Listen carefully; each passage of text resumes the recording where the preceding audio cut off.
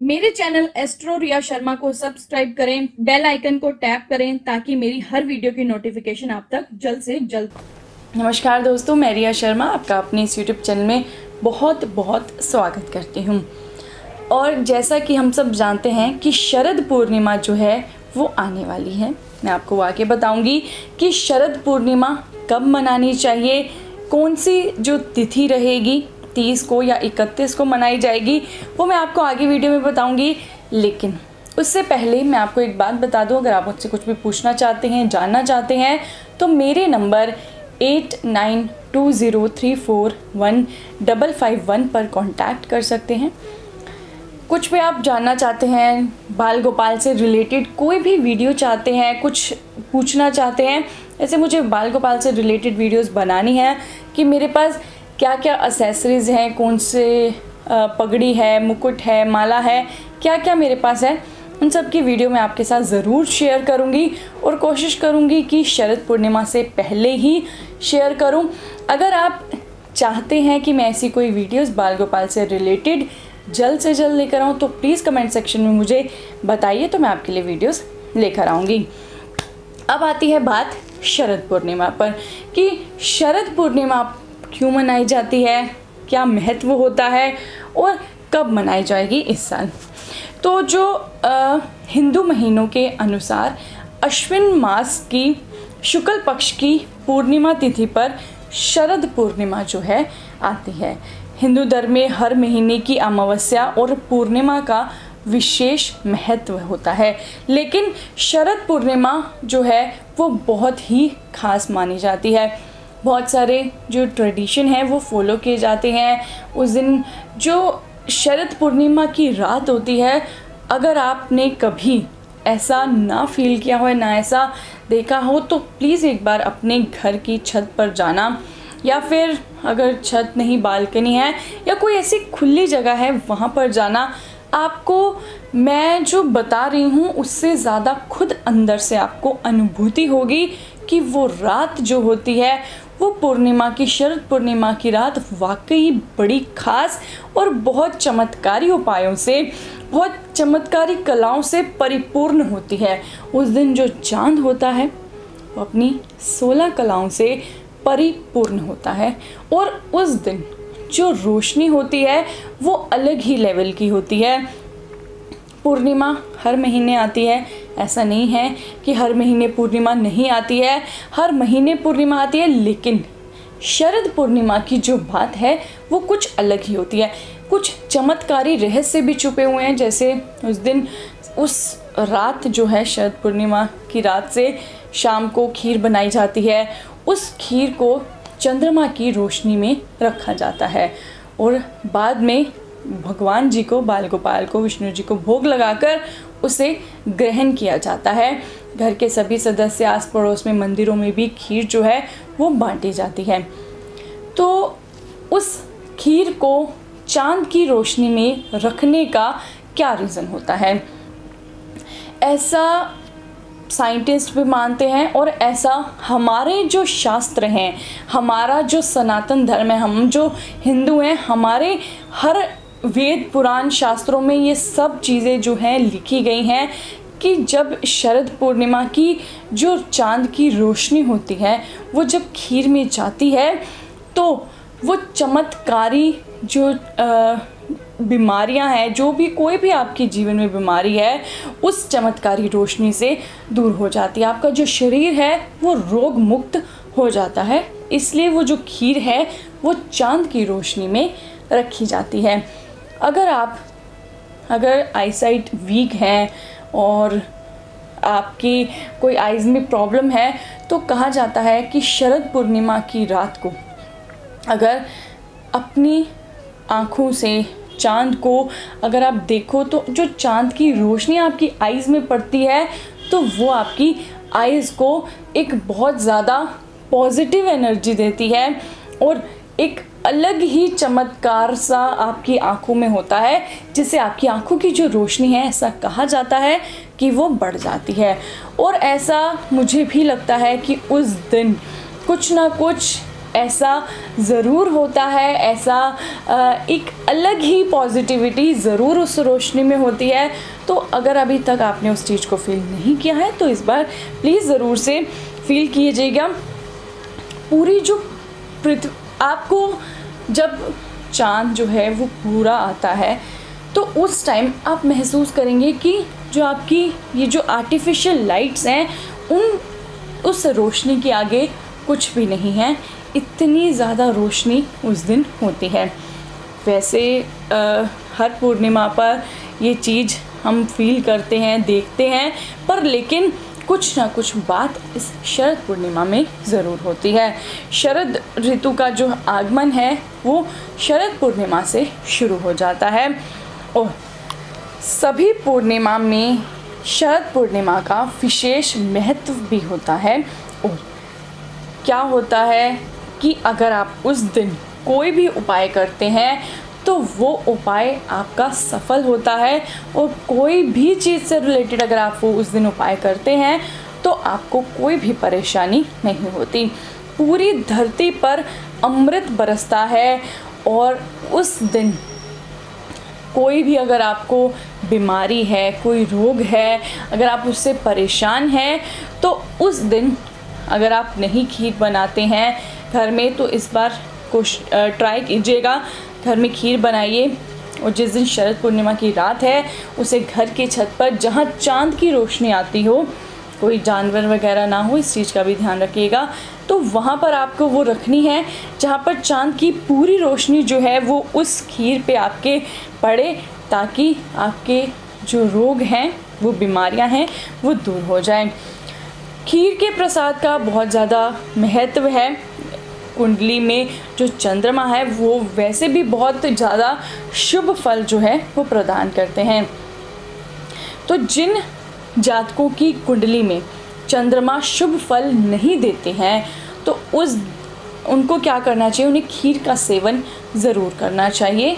शरद पूर्णिमा के रात को आपको रखनी है, नेक्स्ट डे आपको खानी है प्रसाद के रूप में भगवान जी को भोग लगाकर।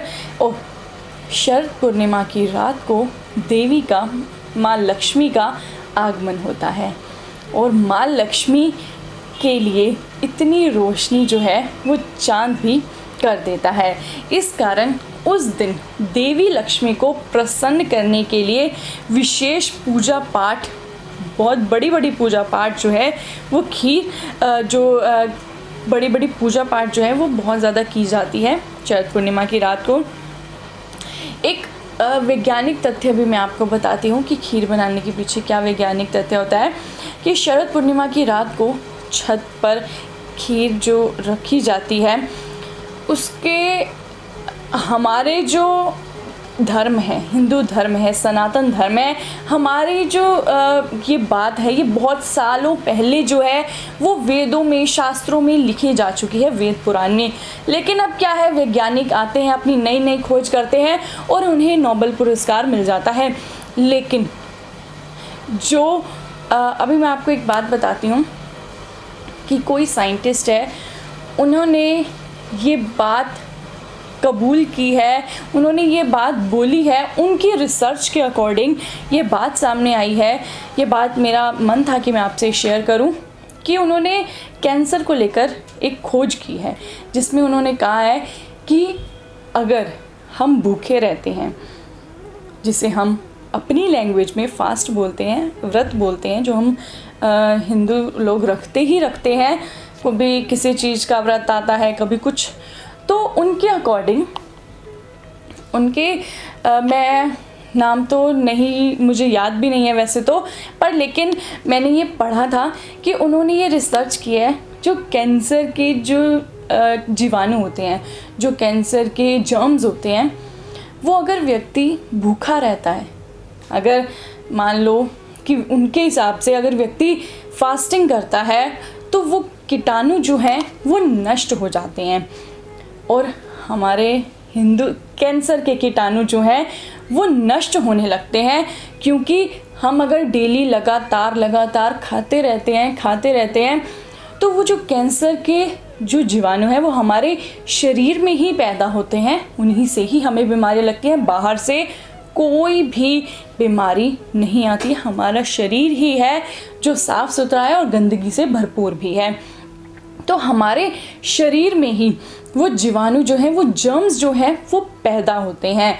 और जब हम फास्ट रखते हैं, जब हम कई कई दिन भूखे रहते हैं या ऑल्टरनेटिव डेज में भूखे रहते हैं, तो वो उस भूख से जो वो जर्म्स हैं, वो कैंसर वाले, वो खुद ही नष्ट होने लगते हैं, जिससे हमारा शरीर जो है वो बीमारियों से बचा रहता है। तो उनके अकॉर्डिंग ये उनकी रिसर्च है कि हमारा जो भी ऐसे भूखा रहने से जो कैंसर है वो बहुत कम होता है। ऐसा तो हमारे हिंदू धर्म में तो पहले से ही ये बात कही जाती है कि अगर व्रत रखते हैं, हम भूखे रहते हैं, तो हमारा शरीर जो है वो कमज़ोर नहीं होता है। ये कोई भी ऐसा मानता है तो ये उसका भ्रम है कि व्रत रखने से हमारा जो शरीर है वो कमज़ोर हो जाता है। ऐसा कुछ भी नहीं है। व्रत रखने से आपका जो शरीर है, जो बॉडी का सर्कुलेशन है, वो बेस्ट हो जाता है। और जो भी गंदे जर्म्स हैं वो आपके, जब आपको भूख लगती है और आप कुछ नहीं खाते हैं, तो वो जो जर्म्स हैं वो खुद ही नष्ट होने लग जाते हैं। इस रिसर्च के लिए उन्हें नोबेल पुरस्कार मिला है। मतलब कि जो हमारे साथ बहुत सालों से हमारे ऋषि मुनि, हमारे जो वेद शास्त्र, जिनमें सब कुछ ये चीज़ें लिखी हुई हैं, आज उन्हीं की रिसर्च करने पर उन्हें नोबेल पुरस्कार मिल रहा है। और हम खुद, मैं अपनी हिंदू की बात कर रही हूँ, कि हम खुद उस चीज़ को शायद मानने से इनकार करते हैं, लेकिन जो भी लिखा है ये बात बिल्कुल सच है कि हमारे शास्त्रों में ये सब फास्ट को लेकर या किसी भी चीज़ को लेकर, चाहे आज मैं आपको शरद पूर्णिमा की बात बता रही हूँ, तो उसको लेकर भी ये जो हमारे ऋषि मुनि हैं, जिन्होंने भी ये बात लिखी है, वो सही है, वो गलत नहीं है। बस आज उस चीज़ को प्रेजेंट करने का, दिखाने का जो तरीका है वो साइंटिस्ट ने ले लिया है। वो हमारी ही बुक्स में से उन चीज़ों को ढूंढते हैं, उन्हें ही रिसर्च करते हैं और अपनी रिसर्च का नाम दे देते हैं। लेकिन ये हमारी जो बुक्स हैं उसमें ऑलरेडी लिखा हुआ है, क्योंकि हम व्रत रखते ही हैं हिंदू। हमारे हर महीने में कम से कम, अगर आप खुद भी चाहो तो 10-15 व्रत तो ऐसे ही रख सकते हो। और कोई ना कोई त्यौहार आ जाता है, लगातार व्रत आ जाते हैं, तो भी व्रत रखे जाते हैं, तो उससे हमारा जो शरीर है वो बीमारियों से बचा रहता है। अब वापस आते हैं हमारे शरद पूर्णिमा के टॉपिक पे, कि जो मैं आपको वैज्ञानिक रीज़न बता रही थी, मैंने बात आपको कुछ और एग्जांपल दे दिया, क्योंकि मैंने अभी पीछे दिनों वो पढ़ी थी तो मेरा मन था आपके साथ शेयर करने का। तो कहते हैं कि जो खीर दूध और चावल से बनकर तैयार होती है, उसमें लैक्टिक नाम का अम्ल होता है, और यह एक ऐसा तत्व होता है जो चंद्रमा की किरणों से अधिक मात्रा में शक्ति का शोषण करता है। और वहीं चावल में स्टार्च होने के कारण यह प्रक्रिया जो है वो और भी ज़्यादा आसान हो जाती है। इसी के चलते सर्दियों में ऋषि मुनियों ने शरद पूर्णिमा में रात्रि में खीर जो है वो खुले आसमान में रखने का विधान किया था। हर बात के, हमारी हर चीज़ के पीछे कोई ना कोई रीज़न होता है, लेकिन उसे सोचने का, हमारा समझने का जो तरीका होता है वो अलग होता है। तो जो खीर है, अगर आप चांदी के पात्र में, वैसे भी चांदी के पात्र में किसी भी चीज़ का सेवन किया जाए, वो आपको बीमारियों से बहुत दूर रखता है। कोई मिठाई आती है, कभी आपने नोटिस किया होगा कि ज़्यादातर जो मिठाई होती हैं, अच्छी मिठाइयाँ होती हैं, उनमें जो है चांदी का जो वर्क है वो चढ़ा होता है। कई लोग उसे उतार के खाते हैं, मैंने कई जगह नोटिस किया कि वो उतार के खाते हैं। तो चांदी का जो वर्क है, चांदी अगर हमारे शरीर में, मैं ये नहीं कह रही कि आप टुकड़ा तोड़ के खा लीजिए, पर लेकिन जो वो पात्र है, चाहे वो उसमें चांदी जो है उसमें एक इतनी एनर्जी, इतनी अच्छी एनर्जी, पॉजिटिव एनर्जी होती है कि वो आपके शरीर में बीमारियों को दूर करती है। और इस खीर का भी, शरद पूर्णिमा की खीर का भी अगर सेवन जो है वो चांदी के पात्र में किया जाए तो आपका शरीर बिल्कुल भी बीमारियों के पास नहीं आएगा। हमेशा आपके शरीर से जो बीमारियां हैं वो ख़त्म हो जाएगी, क्योंकि चांदी जो है उसमें प्रतिरोधक क्षमता होती है। इससे जो विषाणु हैं वो दूर हो जाते हैं। तो आज बहुत सारी बातें मैंने आपसे कर ली, बहुत सारी बातें मैंने आपको बता दी, लेकिन अब मैं आपको बताती हूँ कि पूर्णिमा की तिथि जो है वो कब प्रारंभ होने वाली है। 30 अक्टूबर की शाम को 5:47 से जो तिथि है वो शुरू हो जाएगी और पूर्णिमा तिथि की जो समाप्ति है वो होगी 31 अक्टूबर की रात को 8:21 पर। अब इस बात में भी मैं आपको बताना चाहती हूँ कि आप भी कंफ्यूज होंगे कि कब देखा जाए, 30 को रखे जाए या 31 को। तो आपको शरद पूर्णिमा की रात जो आपको खीर बनानी है वो 30 की शाम को ही बनानी है, और उसी रात को आपको 31 की रात को नहीं रखनी है, 30 की रात को ही आपको खीर जो है वो बना लेनी है। और उसी रात को 11-12 बजे के करीब आपको चांद की रोशनी में उसे रख देना है और 31 को सुबह उसका भोग लगाकर उसका सेवन करना है। वैसे हमारे हिंदू धर्म में जो तिथि मानी जाती है वो सूरज उगते की तिथि मानी जाती है, यानी कि जब सूर्योदय प्रारंभ होता है वो तिथि हम मानते हैं।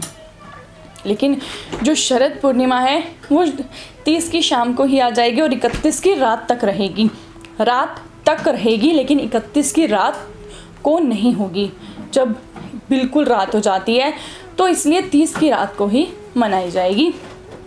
और आप भी जो एक बार ये ज़रूर ट्राई कीजिएगा अगर आप नहीं करते हैं, क्योंकि चावल की खीर बनाकर चांद की रोशनी में रखना वाकई आपको बीमारियों से दूर रखेगा। साइंटिस्ट अगर आपको कुछ सालों बाद और रीज़न से बताएंगे तो वो आप बात मान लेंगे, लेकिन अगर आप आज से ही इस चीज़ को देखें, वेद पुराण हमारे शास्त्र जो हैं उन्हें पढ़िए, भगवद गीता, बहुत सारी हमारी हॉली बुक्स हैं, उनमें सब कुछ हमारी लाइफ से रिलेटेड लिखा हुआ है, सब कुछ। तो आप ज़रूर देखिएगा, इसे भी ट्राई कीजिए, आपको वाकई बहुत पॉजिटिव एनर्जी फील होगी। तो आशा करती हूँ आपको वीडियो पसंद आई होगी। भगवान आपकी सभी मनोकामनाओं को पूरा करें, आपका दिन, आपका समय मंगलमय हो। बहुत बहुत धन्यवाद।